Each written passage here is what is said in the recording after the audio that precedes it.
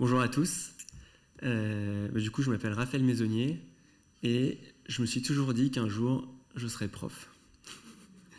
Donc, en fait, ma grand-mère était prof, mon parrain était prof, ma marraine était prof, mon oncle est prof. Je pense que j'ai eu un petit conditionnement, mais qui a fait que j'ai toujours énormément valorisé l'éducation, que je pense que c'est fondamental aujourd'hui, non seulement à l'école, mais aussi plus tard. Et c'est ce qui fait que j'ai créé Fasterclass, qui est de la formation en entreprise. C'est aussi pour ça, par exemple, que j'interviens de temps en temps, ponctuellement, dans les programmes entrepreneuriat d'écoles de commerce. J'étais à l'ESCP, donc j'ai commencé par là, puis j'ai intervenu quelques fois à l'ESSEC ou à Neoma, mais enfin, voilà, c'est vraiment l'éducation. Je pense que tout ce qu'on arrive à se mettre dans le crâne, personne ne pourra nous l'enlever. Le monde change, il évolue vite, et tout ce qu'on prend, il faut le prendre, et c'est ce qui nous sert le plus dans la vie, en fait. Donc voilà, pour mes petites croyances. Maintenant, pour commencer, j'ai une petite question pour vous. C'est dans un monde qui va toujours plus vite, avec toujours plus de data, toujours plus de nouveaux outils, qu'est-ce qui fera la différence, d'après vous, entre vous et vos concurrents? Est-ce qu'il y en a qui veulent se lancer? Ou est-ce qu'on a beaucoup de timides? L'adaptabilité. Ok. Capacité à apprendre, oui, je prends aussi. Ah, j'ai eu deux réponses. La nouveauté, ok. Et là, le collectif, j'ai entendu. Le collectif intelligent. Si on résume tout ça, moi je résumerais tout ça dans une capacité qui est essentielle, qui est la capacité à collaborer ensemble. Dans votre entreprise, ce qui fera la différence, c'est pas est-ce que vous avez Salesforce ou HubSpot comme CRM. En fait, vous allez tous avoir des outils qui font à peu près la même chose, tous des datas qui sont à peu près les mêmes, mais ce qui va faire la différence, c'est est-ce que dans votre boîte, vous avez des managers qui savent manager, où les gens sont fiers de bosser avec eux, pour eux, et qui veulent rester dans votre entreprise, ou est-ce que de l'autre côté, par exemple, vous avez un manager qui est tout bidon, avec un turnover de l'espace, et que vous galérez à recruter parce que votre marque employeur n'est pas bonne. Et manager, j'enfonce des portes ouvertes, mais ça s'apprend. On ne devient pas comme ça manager du jour au lendemain. Il y a des choses à savoir, et c'est pareil pour de la gestion de projet, c'est pareil pour savoir faire des feedbacks, bien communiquer, etc., etc. Donc toutes ces soft skills qui sont très importantes, qui sont la clé pour que votre entreprise surperforme, s'apprennent. Et donc pour ça, il faut se former. Et c'est ça qu'on fait avec Fasterclass. Maintenant, ok, c'est bien, on a compris qu'il fallait se former, mais si on se forme, selon comment on se forme, on peut avoir plus ou moins d'impact. Et si on n'a pas d'impact, grosso modo, ça ne sert à rien, quoi. Donc, nous, avec Fasterclass, on avait certaines croyances, on avait certaines intuitions, mais on s'est dit, ok, nos croyances, elles valent ce qu'elles valent, peut-être qu'en fait, on se plante complètement. Donc, pour créer notre expérience de formation, on a invité les DRH de 4 très belles boîtes de la French Tech à venir avec nous à Station F, travailler. On leur a dit, vous avez carte blanche et vous pouvez faire le parcours de formation de vos rêves. Et donc ça, c'est des phrases qu'elles ont prononcées pendant les ateliers de co-conception, mais très rapidement, en gros, animer, c'est la clé. Elle me disait, Raph, tu peux avoir les plus belles vidéos du monde sur la plus belle plateforme du monde, si tu n'animes pas, il ne se passera rien, personne n'ira jamais les voir. Mettre l'accent sur de la mise en pratique, avec du concret. La théorie, c'est cool, mais s'il n'y a pas de mise en pratique, pareil, impact zéro. Donc, on veut du concret. On veut des sessions qui sont courtes, 1h30 max. Plutôt que d'avoir une journée qui est prise d'un coup, mieux vaut avoir plusieurs sessions courtes répétées dans le temps, qui prennent le même temps qu'une seule journée, mais au moins c'est répété dans le temps, il y a du suivi. Et puis une journée, quand on se flingue une journée de boulot, c'est aussi très compliqué à rattraper sur une semaine. Donc le temps, c'est important. Et dernier point, très important, la mesure des KPIs. C'est très compliqué, encore plus sur les soft skills aujourd'hui, de mesurer l'impact des formations, de comprendre quelle est la différence entre l'avant-formation et l'après-formation dans la pratique. Donc si on arrive à mesurer ça, c'est game changer pour elle. Et pour comprendre à quel point ça vaut le coup d'investir dans ces formations, et pour en parler aussi avec la direction et valoriser tout ça. Donc là-dessus, on a eu 2 approches. On a eu une première approche qui est le parcours en blended learning qu'on a créé avec elle, où là, la mission, c'était de se dire, OK, une journée de formation classique, c'est 7 heures, la carte blanche pour créer un parcours en 7 heures. Et comment on a le maximum d'impact en 7 heures qu'on peut ressaucissonner, c'est ce que je vais vous montrer juste après. Ça, pour être complètement transparent, c'est 80% de notre business à l'heure actuelle.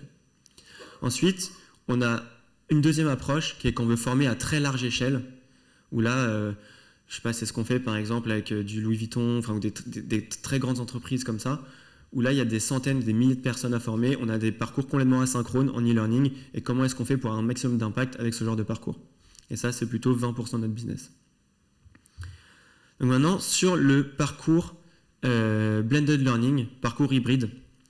Donc, ce qu'on a pensé avec nos 4 scale-up, c'était, première chose, 7 heures, comment on le fait? Déjà, première chose, tout est à distance.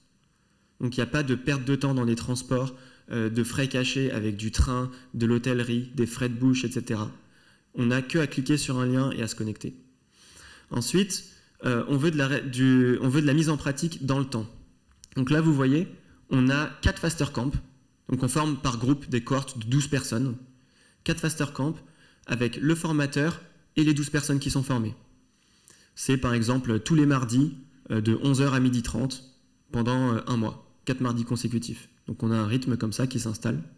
Et là, le but, c'est de mettre en pratique sur les cas réels des gens. Donc on va ne faire que mettre en pratique. Par exemple, sur la formation en feedback, on va avoir un Faster Camp sur comment donner du feedback, un autre sur comment demander du feedback, un autre sur comment mettre en place des routines de feedback. Et sur les Faster Camp, pendant les Faster Camp, les gens vont bosser sur les feedbacks qu'ils vont donner ensuite, sur les feedbacks qu'ils vont demander ensuite, sur les routines qu'ils vont mettre ensuite dans leurs équipes. Et ensuite, une fois que le Faster Camp est fini, ils le font dans la vraie vie. Et il y a un transfert entre la formation et ce qui se passe au travail. Alors là, on n'a fait que de mettre en pratique, mais pour mettre en pratique, il faut quand même le minimum de théorie, parce que par exemple, un feedback, si on ne sait pas faire, on ne sait pas faire. Et donc, on a créé des mini-séries pédagogiques, avec des petits épisodes très courts, de 3 minutes, 5 minutes, à regarder avant chaque Faster Camp. Donc par exemple, sur le Faster Camp, comment donner du feedback, je vais regarder 4 épisodes. Un épisode sur l'équation de la performance égale potentiel moins interférence. Un épisode sur le potentiel, donc feedback positif. Un épisode sur réduire les interférences, feedback correctif. Un épisode sur la méthode STAR, situation, action, résultat, pour donner un feedback. J'ai vu ces 4 épisodes, ça me prend 20 minutes, et hop, je vais dans le Faster Camp, on a tous la même méthode, on parle la même langue, et on bosse sur les feedbacks qu'on va donner. Voilà, donc ça dure 1 mois. Et après, il y avait aussi autre chose, on s'est dit, tiens, si on n'anime pas, il ne se passe rien.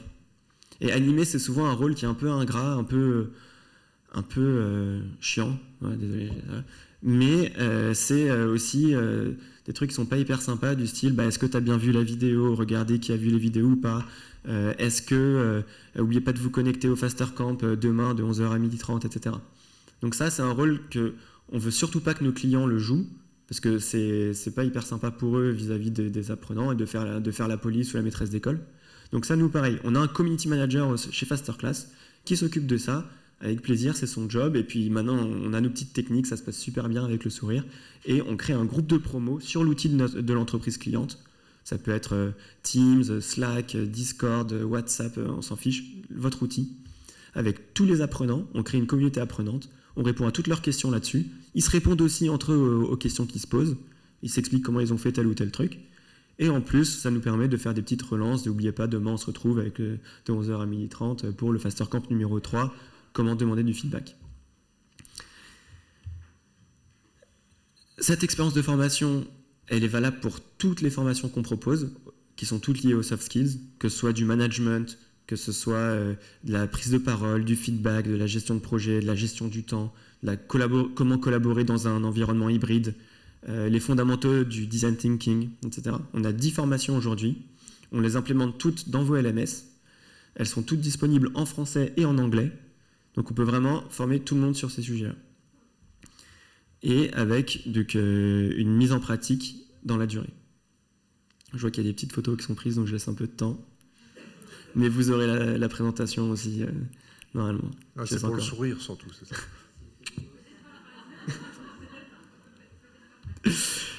Dernier point, on a parlé de KPIs. Donc, on a créé un indicateur pour ça, pour nos clients qu'on appelait le SEI, c'est tout bête, satisfaction, engagement, impact. Satisfaction, c'est, je vais revenir sur le parcours, je remettrai l'indicateur après pour les photos. Donc en fait, à la fin de chaque session avec le formateur, on a une satisfaction de nos apprenants qui est remontée, une note sur 5. Idem pour tous nos parcours en ligne, à la fin de chaque chapitre en ligne, il y a une demande de satisfaction. Pour l'engagement, on regarde les taux de présence à tous les ateliers et le taux de visionnage des mini-séries. Et ensuite, pour l'impact, on a un diagnostic initial qui est purement quantitatif, avec des questions genre de 1 à 5, est-ce que vous faites ça jamais, tous les jours? Est-ce que vous êtes d'accord avec ça? 1, pas du tout, 5 complètement, etc. Et ensuite, après la formation, on fait une mesure d'impact, où là, on va reprendre la partie quanti, on va poser exactement les mêmes questions, et on va comparer l'écart dans les réponses. Et ensuite, on va rajouter une partie quali, avec des questions du style, à chaque apprenant, s'il y a une chose que tu retiens de cette formation, qu'est-ce que c'est? Est-ce que tu as mis des choses en place suite à cette formation? Si oui, qu'est-ce que tu as mis en place? Comment ça s'est passé? Sinon, pourquoi tu n'as rien mis en place? Qu'est-ce qui t'en a empêché? Ou qu'est-ce qui t'a manqué? Et on va récapituler tout ça dans un rapport d'impact, avec toutes ces données de satisfaction, d'engagement et d'impact qu'on remet à notre client. Comme ça, il sait exactement comment s'est passée la formation. Est-ce que les gens étaient satisfaits? Est-ce que les gens étaient engagés, ils ont bien tout suivi? Et est-ce que les gens ont mis en place des choses, il y a eu un impact, ils ont mis concrètement des choses en place suite à la formation? Et là, bon, je vous laisse, je ne vais pas vous faire les chiffres, mais vous voyez, ils sont plutôt très bons sur cette année 2023. On a bien carburé avec mes associés pour arriver à ça, mais c'est aussi le job du community manager au quotidien de s'assurer que tout le monde est satisfait, que les gens sont bien présents, etc. Enfin, 93,21% de taux d'engagement, c'est quand même assez énorme, surtout en prenant en compte les parcours en ligne. Et l'impact, on a plus de quand même 8 personnes sur 10 qui mettent en place quelque chose sur des parcours soft skills. Deuxième approche, donc ça c'est celle qui représente seulement entre guillemets 20% de notre business, qui est l'approche, on va dire, e-learning et mailing. Ça tombe bien, j'ai pris le cas de La Redoute, qui est Caroline, avec qui on travaille, est présente ici aujourd'hui, donc salut Caro. Mais très concrètement, comment ça se passe? On a nos mini-séries qu'on met dans votre LMS, et là, on a un double enjeu. Première chose, c'est d'infuser en fait, ce qu'on dit dans la mini-série auprès d'un maximum de vos collaborateurs. Et deuxième enjeu, parfois un peu caché, mais pas tout le temps, c'est que les LMS, parfois, ça manque un peu de connexion. Les gens ne vont pas forcément regarder ce que vous avez comme contenu dans votre LMS. Et donc, c'est bien si on arrive à un peu le promouvoir et qu'il y ait plus de gens qui se connectent et à voir vos parcours e-learning dans votre LMS. Donc là-dessus, ce qu'on a fait, on a créé... Donc là, c'était sur le feedback toujours. Donc je finis de filer ma métaphore. On a créé un email avec Stéphane Moriou, qui est la rockstar du feedback. C'est une des deux références mondiales. C'est la référence en Europe. L'autre référence est Radical Candor, aux États-Unis. Donc, avec Stéphane, on a fait notre mini-série sur le feedback. Donc, c'est lui notre intervenant sur le feedback. On a ensuite créé une série de 12 emails thématiques sur le feedback. Et des emails très courts, 10 lignes, avec à chaque fois une anecdote, un exemple, un petit bout de théorie, un exercice à faire, pas plus. Et tous les lundis matins, pendant un trimestre, c'était le trimestre feedback, on a envoyé cet email à tous les collaborateurs La Redoute. Comme ça, donc il y a à peu près 2000 personnes, on a eu 60% de taux d'ouverture sur le trimestre.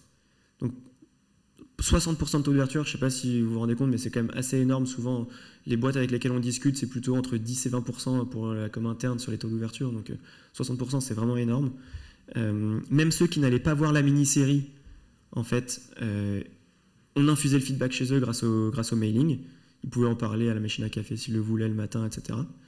Et en plus, à la fin de chaque email, il y avait « Si tu veux en savoir plus, tu peux regarder notre mini-série ». Cette mini-série est devenue le premier contenu non obligatoire visionné sur le LMS de La Redoute au moment où on l'a sorti, quelques mois après. Ça fait 3 ans qu'on existe, 3 ans qu'on améliore au quotidien notre expérience de formation. En 3 ans maintenant, on commence à avoir de très beaux clients, on est assez content. On a multiplié notre chiffre d'affaires depuis 2021 par 10 et quelques, donc c'est cool, la boîte progresse. Je suis assez content de vous l'annoncer. J'ai fait le bilan il n'y a pas longtemps, vu que c'est la fin de l'année. Donc voilà, j'en profite pour vous partager ça. Et puis voilà, je crois que je suis dans les temps. On a dit Fasterclass. Impeccable, Fasterclass a tenu le défi, bravo. Merci.